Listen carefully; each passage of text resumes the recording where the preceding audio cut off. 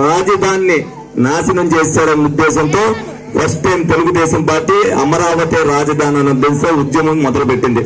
ఆ ఉద్యమం మొదలుపెట్టిన కానించి జగన్మోహన్ రెడ్డి చేస్తున్న చర్యలను ఖండిస్తూ ప్రతి విషయంలోనూ కూడా 4 సంవత్సరాల 10 నెలల నుంచి ఒక పక్కన జనసేన నాయకులు, ఒక పక్క తెలుగుదేశం పార్టీ నాయకులు మీ అందరికీ ఇంటింటికి వచ్చి ఏమి జరుగుతుందనేది ప్రతి ఒక్కరికి కూడా వివరించడం జరిగింది.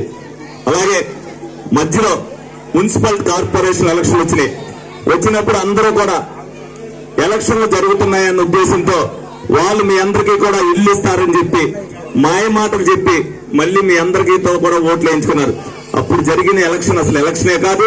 ఆ రోజున ఏ విధంగా జరిగిందనేది మీ అందరికీ కూడా తెలుసు. అది అవ్వంతో మరి కోవిడ్ వచ్చి 2 సంవత్సరాలు అందరూ కూడా ఇబ్బంది పడ్డారు. కోవిడ్ మీ అందరికీ ఇబ్బంది పెడితే మన ప్రజానాయకులు ఎవరైతే ఆళ్ల నాని గారు ఆరోగ్య శాఖ మంత్రి ఉన్నారో ఆయనకి కల్పరోషం లాగా కలిసి వచ్చింది. ప్రతి ఒక్కరు కూడా మనం కోవిడ్ వ్యాక్సిన్ వేయించుకున్నాం. ఆ వ్యాక్సిన్ డబ్బులు ఆయన దగ్గరికి వెళ్ళి నెలలు అయిన తర్వాత అందరూ కూడా ప్రజలందరూ కూడా ఏదైతే అసమ్మతితో ఉన్నారో ప్రతి ఒక్కరు కూడా ఏం జరుగుతుందో అందరూ తెలుసుకున్నారో ఈ రోజున అందరూ కూడా ఒక్కొక్కరు కూడా తెలుగుదేశం పార్టీ, జనసేన, బీజేపీ కూటమి వైపు మళ్ళుతున్నారు. ఎందుకంటే మళ్ళీ భవిష్యత్తులో అటువంటి ప్రభుత్వాన్ని ఎన్నుకుంటే మనం మళ్ళీ 5 సంవత్సరాల పాటు ఎన్ని అవస్థలు పడాలనేది ప్రజలందరూ కూడా ఆలోచించుకుని నిర్ణయం తీసుకోవడం జరుగుతుంది. అలాగే మన నాయకులు మరి ఏదైతే ప్రజలకు ఏమి చేయలేకపోతున్నాం, ప్రజలకు సమాధానం చెప్పలేకపోతున్నాం అని చెప్పి కార్పొరేటర్లు, మాజీ కార్పొరేటర్లు మరి వేదిక మీద ఉన్నారు. వాళ్ళందరూ కూడా తెలుగుదేశం పార్టీలో జాయిన్ అయ్యారంటే మీ అందరినీ చైతన్యపరచడానికి, వాళ్ళందరూ కూడా ప్రజలకు ఈ విధంగా జరుగుతుందని తెలియజెప్పడానికి వీళ్ళందరూ కూడా తెలుగుదేశం పార్టీ కూటమిలో జాయిన్ అయ్యారు. ముందుగా వాళ్ళందరినీ కూడా మీరందరూ కూడా అభినందించాలి తప్పనిసరిగా. అలాగే మూర్ఛరోగం వచ్చింది.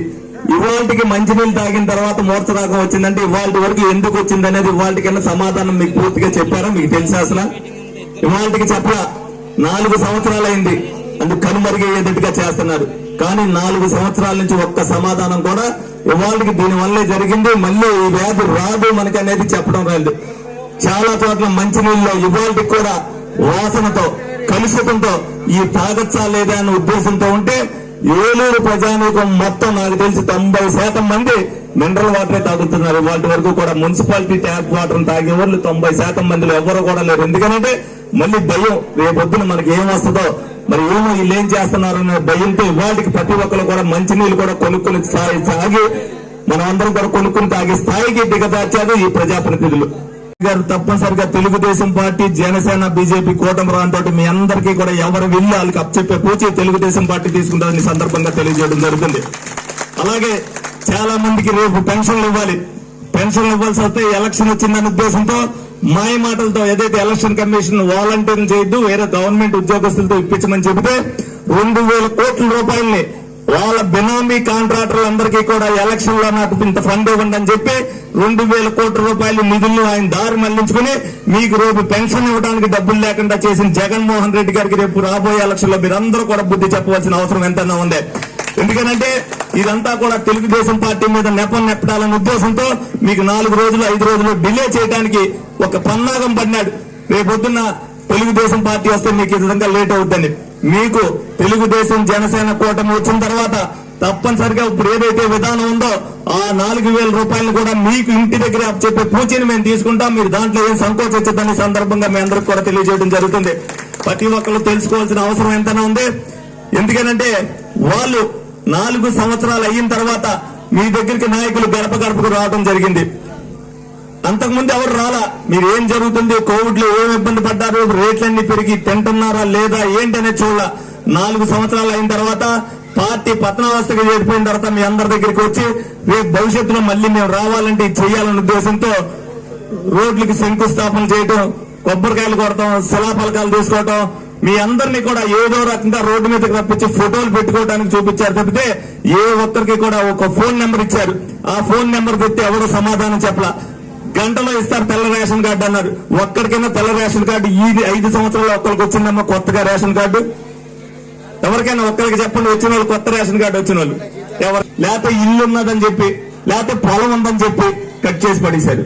మీకు ఎవరికైతే పెన్షన్ తీసేశారో దానికి కారణం లేకుండా తెలుగుదేశం పార్టీ వచ్చిన తర్వాత పెన్షన్ పునరుద్ధరిస్తామని చెప్పి మీ అందరికీ కూడా తెలియజేయడం జరుగుతుంది. అలాగే ఎవరికి ఇంటి పట్టా క్యాన్సిల్ చేస్తారన్నా మీరు ఎవ్వరు నమ్మద్దు. తప్పనిసరిగా మీ ఎవరికైతే ఇది వాళ్ళు ఇచ్చిన పట్టా గాని మేమిచ్చింది డీడీ తీసింది కానీ రెండు కూడా మేమే తీసుకుంటాం. మీకు అప్పచెప్పే పూచని కూడా మేమే తీసుకుంటాం. ఈ సందర్భంగా మీ అందరికి కూడా తెలుస్తుంది. రేపు రాబోయే రోజుల్లో రాష్ట్రం బాగుండాలి అని అంటే పవన్ కళ్యాణ్ గారు చంద్రబాబు నాయుడు గారికి ఒకటే సహకారం అందించారు. నాకు అధికారం అవసరం లేదు, ప్రజలందరూ బాగుండాలంటే మీ పరిపాలన రావాలి, మీకు నేను అన్కండిషనల్ గా మద్దతు ఇస్తున్నానని చెప్పి ఇవ్వడం జరిగింది. ఈ రాక్షసుని సాగనంపాలి అని అంటే ఎదరికెళ్లాలి, ప్రజలకు తెలియాలి అనే ఉద్దేశంతో ఒక కూటమిగా ఏర్పడి రాష్ట్ర రక్షణ రాష్ట్ర అభివృద్ధి కోసం బీజేపీతో పొత్తు పెట్టుకోవడం జరిగింది. రాష్ట్రం అభివృద్ధి చెందాలన్నా రేపొద్దున మీకు సంక్షేమం రావాలన్నా కేంద్రం నుంచి కూడా నిధులు రావాలి కాబట్టి బీజేపీ సహకారం కూడా తీసుకోవడం జరిగింది. తప్పనిసరిగా ప్రజలకి మేలు జరగాలంటే ఒక బాధ్యతాయుతమైన తండ్రి స్థానంలో చంద్రబాబు నాయుడు గారు ఉంటారు. ఏ రోజు భోజనం పెట్టే క్యాంటీన్ని రద్దు చేశాడంటే ఎంత దుర్మార్గుడు అనేది మీరు ఒక్కసారి ఆలోచించండి. మన నోటికాడు కూడు తీసిన జగన్మోహన్ రెడ్డికి తగిన బుద్ధి చెప్పవలసిన అవసరం మీ అందరికీ ఉందని సందర్భంగా మీ అందరికి కూడా తెలియజేయడం జరుగుతుంది. రేపు రాబోయే రోజుల్లో ఏదైతే జనసేన బీజేపీ తెలుగుదేశం పార్టీ అభ్యర్థిగా నాకు సీటు కేటాయించారో నాకు మీ అందరి ఓటు సైకిల్ గుర్తు మీద నాకు, అలాగే ఎంపీ అభ్యర్థి అయిన మహేష్ యాదవ్ గారికి మీరు 2 ఓట్లు కూడా తెలుగుదేశం పార్టీకి వేసి ఏలూరు నుంచి అత్యధిక మెజార్టీని ఇచ్చి ఎవరైతే వీళ్ళు అక్రమ పరిపాలన చేశారో ఈ పరిపాలన అంత తప్పు అని చెప్పి నిరూపించవలసిన బాధ్యతను మీరందరూ తీసుకోవాలని సభాముఖంగా మీ అందరినీ కూడా కోరుకుంటారు. 5 సంవత్సరాల పాటు ఇదివరకు వరకు బుజ్జి గారు 6 కాడి నుంచి మీ అందరికీ అందుబాటులో ఉండి ఏ సమస్య వచ్చినా ఏ విధంగా తీర్చారో, ఎవరు పేదవాడు వచ్చినా ఏ విధంగా దాన ధర్మాలు చేశారో, ఈ 5 సంవత్సరాల్లో ఏం జరిగిందో బుజ్జి గారిని నాని గారిని ఒకసారి పోల్చుకోండి. గత 4.5 సంవత్సరాల నుంచి అదే విధంగా 6 గంటల్లో ఉండి మీ అందరికీ కూడా అందుబాటులో ఉంటూ అధికారం లేకపోయినా అండదండలుగా మీ అందరి కోసం కూడా పనిచేశాం. ఓటు అడిగే హక్కు నాకుంది. ఎందుకనంటే మా తాతగారు ఏం చేశారనేది మీకు తెలుసు, మా నాన్నగారు ఏం చేశారనేది తెలుసు, మా అన్నగారు ఏం చేశారనేది తెలుసు. భవిష్యత్తులో మీకు నేను మళ్ళీ ఇది చేశానని నిరూపించే బాధ్యతను నాకు ఇమ్మని మీ అందరినీ కూడా ఈ సభాముఖంగా మీ అందరినీ కూడా కోరుకోవడం జరుగుతుంది. ఈ రోజున చెప్పుకోవడానికి నాకు చరిత్ర ఉంది.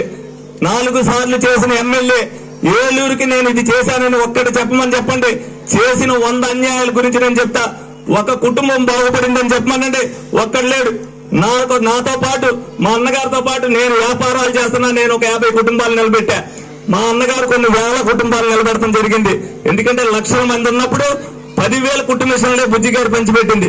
రానోళ్ళు 1,000 మంది ఉండొచ్చు, కానీ ఏదన్నా ఉంది అన్నప్పుడు అడిగిన వాళ్ళకి అడిగినట్టుగా ఇచ్చేటట్టుగా బుజ్జి గారు 5 సంవత్సరాల్లో 10,000 మందికి కుట్టు మిషన్లు పండి స్వయం ఉపాధిగా వాళ్ళందరూ కూడా కుట్టుకోవాలనే ఉద్దేశంతో వాళ్ళందరికీ 10,000 మహిళా మళ్ళందరికీ కూడా 10,000 కుట్టు మిషన్లు ఇవ్వడం జరిగింది. ఏ ఎమ్మెల్యే కూడా అతని పీరియడ్లో డబ్బులు దానం చేయాలని చూడడం. ఇప్పుడు ఎమ్మెల్యే ఇస్తున్నాడు. 5 సంవత్సరాలు అయిన తర్వాత ఎవరైనా గుడి సభ్యులు వెళ్తే ఎప్పుడు కూడా 1000 రూపాయలు కూడా చందా ఉన్నాడు, ఒక 50,000 ఇస్తున్నాడు రేపు పొద్దున్న. ఎందుకంటే డబ్బుతో గెలవాలని చేద్దామనే ఉద్దేశంతో ఈ డబ్బు అంతా మీ దగ్గర దోచుకుంది. కోవిడ్ టైంలో ఏ విధంగా అయితే కల్పవృషం లాగా వచ్చిందో తప్పనిసరిగా ఆ డబ్బునంతా కూడా మళ్ళీ రోడ్ల మీద పంపించవలసిన బాధ్యతను కూడా మనమే తీసుకోవాలి. ఆ గుణపాఠం కూడా మనమే చెప్పాలని సందర్భంగా మీ అందరినీ కోరుకుంటూ సెలవు తీసుకోవడం జరుగుతుంది.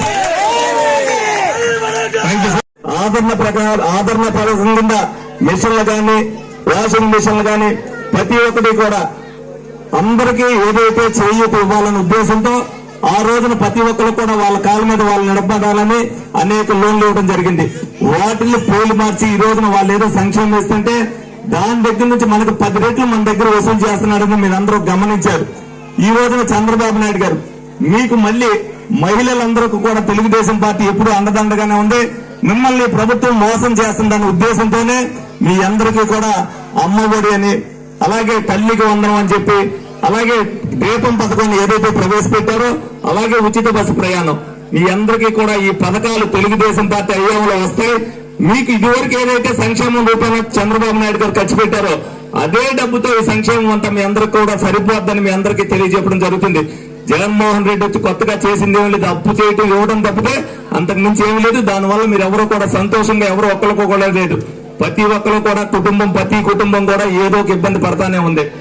అలాగే మీ అందరికీ కూడా 50 సంవత్సరాలకే ఎవరికైతే తెల్ల రేషన్ కార్డులు 5 సంవత్సరాల నుంచి రాలేదో అర్హత ఉన్న ప్రతి ఒక్కరికి కూడా తెలుగుదేశం పార్టీ దాంతో తెల్ల రేషన్ కార్డు ఇప్పించడం జరుగుతుందని సందర్భంగా మీ అందరికి కూడా తెలియజేయడం జరుగుతుంది. అలాగే 50 సంవత్సరాలు నిండిన ప్రతి ఒక్కరికి కూడా బీసీలందరికీ కూడా 4 పెన్షన్ ఇవ్వడం అనేది తెలుగుదేశం పార్టీ అధికారంలోకి రావడం జరుగుతుంది. అలాగే ఇది వరకు ఏదైతే ఇన్సూరెన్స్ 2 లక్షలు 5 లక్షలు ఉందో దాన్ని 5 లక్షల రూపాయలకి సహజ మరణానికి 10 లక్షల రూపాయల యాక్సిడెంట్ మరణానికి మరి తెలుగుదేశం పార్టీ బీసీ డిక్లరేషన్ లో మరి అందరూ కూడా బీసీల పక్షపాతాన్ని చెప్పుకోవడానికి చంద్రబాబు నాయుడు గారు పవన్ కళ్యాణ్ గారు మరి ఆ విధంగా రిలీజ్ చేశారు. దాన్ని మనం అందరం కూడా, ఎందుకంటే ఎప్పుడూ కూడా ఎవరైనా మనిషి కుటుంబ పెద్ద చనిపోతే మరి ఆసరాగా ఉండాలన్నప్పుడు వాళ్ళు ఇన్సూరెన్స్ కట్టుకున్నప్పుడు గవర్నమెంట్ దానికి బాధ్యత వినిపించి మరి 5 లక్షలు 10 లక్షలు ఇవ్వటం అంటే చాలా గొప్పదనం. ముందుగా ఆలోచించి చంద్రబాబు నాయుడు గారు ఈ నిర్ణయం తీసుకున్నందుకు మరి వాళ్ళందరినీ కూడా మనం అభినందించవలసిన అవసరం ఎంతైనా ఉంది. రేపు రాబోయే రోజుల్లో మీ అందరూ కూడా అనేక మంది టిడ్కో ఇళ్ళకి డీడీలు కట్టి ఉంటారు. అలాగే మీకు టిడ్కో ఇల్లు కట్టిన డీడీలు కాదని చెప్పి మీకు జగనన్న ఇల్లు ఖాళీల్లో మీ అందరికీ కూడా కొంతమందికి బెదిరించి ఆ ఇల్లు ఇవ్వడం జరిగింది. ఆ ఇంటికి సంబంధించి ఇల్లు ఇవ్వకోకుండా మళ్ళీ కంప్లీట్ చేయాలంటే 35,000 రూపాయలు చెప్తున్న మీ అందరి దగ్గర చాలా మంది దగ్గర వసూలు చేయడం జరిగింది. కట్టారు? మీరు ఎవరైనా 35,000 రూపాయలు కట్టారా? మీకు ఇల్లు ఇచ్చారా? మీరు అడిగారా? అడగల. టిడ్కో ఇల్లు అయిపోయిన వాళ్ళకి రిజిస్ట్రేషన్ చేసి బ్యాంకు నుంచి ఫోన్లు వస్తున్నాయి కొంతమందికి లోన్ కట్టమని చెప్పి. మీకు టిడ్కో ఇల్లు హ్యాండ్ ఓవర్ చేయలేదు, ఇప్పుడు కట్టిన ఇల్లు హ్యాండ్ ఓవర్ చేయలే. మళ్ళీ మీకేం చెప్తున్నారు? మళ్ళీ ఈ ఇల్లు మీకు ఇవ్వాలి అని అంటే మాకే ఓటు ఇవ్వాలని చెప్తున్నారు. ఇక ఇల్లు ఎవరో ఆ ఇల్లు అమ్ముకుంటారు రేపు పొద్దున్న.